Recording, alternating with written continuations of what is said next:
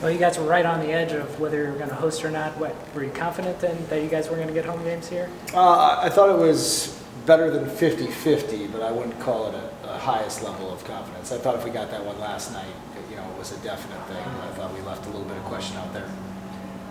Was it a sigh of relief for you when you saw the name? Yeah, I think, I think we had a really great year with 3 losses, 2 and 5 on the road to seeded team, and 1 and 4 on the road to a top 4 seed. Non-con didn't play out as much, in terms of high-level wins. Some of those opponents that we had didn't have as good a years as maybe they traditionally would or we expected. So that's what makes you a little bit nervous. But overall, this group's pretty good. I know they're excited to be at home, and we're thankful for the draw. You guys are going to host games for the first time since 2018. What's just that like to be able to host NCAA tournament? We hope for a great environment. It's a short turnaround for our fan base. Saying, hey, Thursday, everybody come to a game. I'll have to have my wife probably pull kids from multiple youth sporting events to get them to come. Hopefully they'll show up. But we'll hope for a nice student turnout on a Thursday night. What else do you have to do but come to the game? So hopefully we can have a nice environment, and the excitement to host will be there.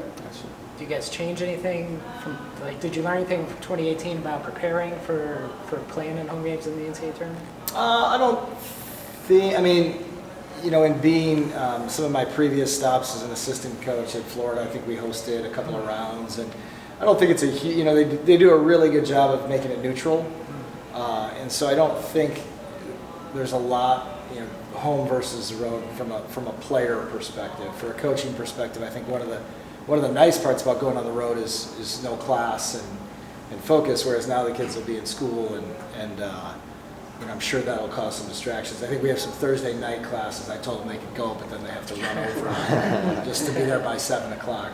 A couple of them thought that was pretty funny, but most of them just laughed to be nice.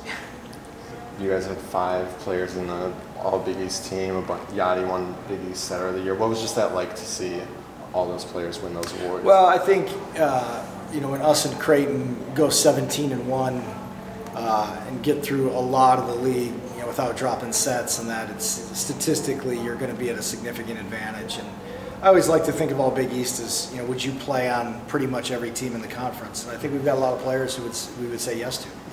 What do you know of Ball State? I know that they're really good, and I know that I think at one point they lost 5 in a row, but it was without, I believe they're All Big East All MAC outside hitter. So I think if they don't have an injury, they're probably more like a 28-2 type of team. And so we will have our hands full, I'm sure. Before we came over here, I think I counted 5 other teams that you guys played during the season that are also in the NCAA tournament.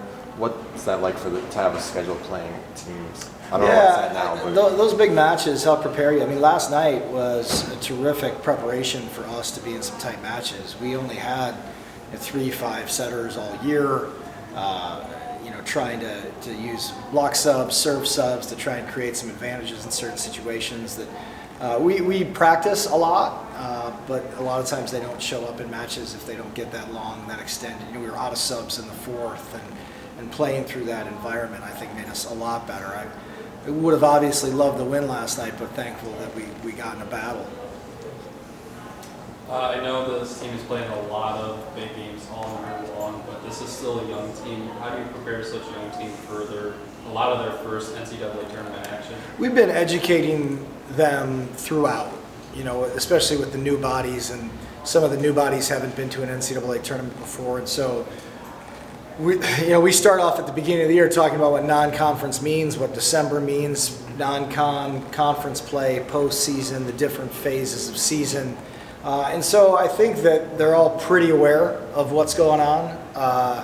They are young, but a lot of them have seen it. They were around it. We do have a chunk of returners. And so I think I'm not too worried about our age at this point. We just played 30 matches with these guys. So hopefully, I know they're fired up. Hopefully we execute. Thanks, Coach. Thanks, guys. Thanks, everybody.